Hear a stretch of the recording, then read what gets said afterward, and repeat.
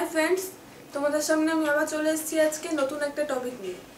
তো আজকে যেটা নিয়ে আলোচনা করব সেটা হচ্ছে পপকর্ন। পপকর্ন খেতে তো আমরা সবাই মোটামুটি ভালোবাসি এবং এটা আজকালকার জেনারেশনে খুব একটা প্রিয় খাবার হয়ে উঠেছে। সিনেমা দেখতে গেলাম একটু পপকর্ন খাই, বা আমরা কোথাও বন্ধুদের সাথে ঘুরতে গেলাম, ঘুরতে ঘুরতে পপকর্ন খাই। তো এই শস্যে আঁশ বা ফাইবারের পরিমাণটা বেশি। তো পাশাপাশি আছে বিভিন্ন ধরনের ভিটামিনস এবং মিনারেলস। তো ভুট্টার যে ইয়েটা মানে কার্বোহাইড্রেটটা যেহেতু জটিল, তাই জন্য এর মধ্যে গ্লাইসেমিক সূচকটাও কিন্তু কম। কিন্তু ভুট্টা আর পপকর্ন কিন্তু দুটো আলাদা জিনিস। তো পপকর্ন সেটা স্বাস্থ্যকর হবে কিনা সেটা পপকর্নটা কিভাবে তৈরি হচ্ছে তার উপর ডিপেন্ড করে। যেমন অনেক ধরনের পপকর্ন আছে, এক ধরনের পপকর্ন আছে যেটা প্যাকেটে পাওয়া যায়, প্যাকেটজাত পপকর্ন।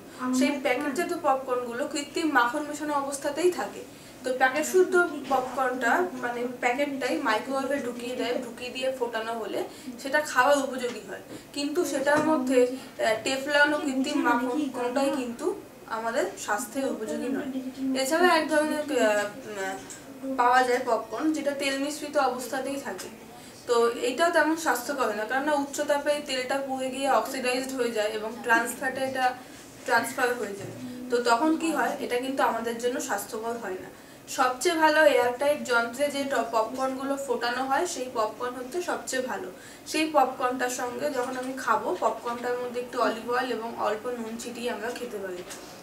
তো এই ধরনের পপকর্নে মাত্র 30 ক্যালোরি থাকে এবং উচ্চমানের রাস সমৃদ্ধ যেহেতু খাবার, এটা আমরা খাওয়া যেতেই পারে আমাদের। তবে আগের দু ধরনের যে পপকর্ন ওটা কিন্তু স্বাস্থ্যকর নয়। যেই মনে রাখবেন যে যেই ধরনের পপকর্নটা ওই এয়ারটাইট যন্ত্রের মধ্যে ফোটানো হয় সেটাই কিন্তু আমাদের স্বাস্থ্যের পক্ষে ভালো। তো এই ছিল পপকর্ন সম্বন্ধে তোমাদেরকে মানে সাজেশন দেওয়া। এবং আমার ভিডিওটা যদি ভালো লেগে থাকে তো অবশ্যই আমার ভিডিওটা লাইক এবং শেয়ার করবে এবং আমাদের চ্যানেলটা সাবস্ক্রাইব করো।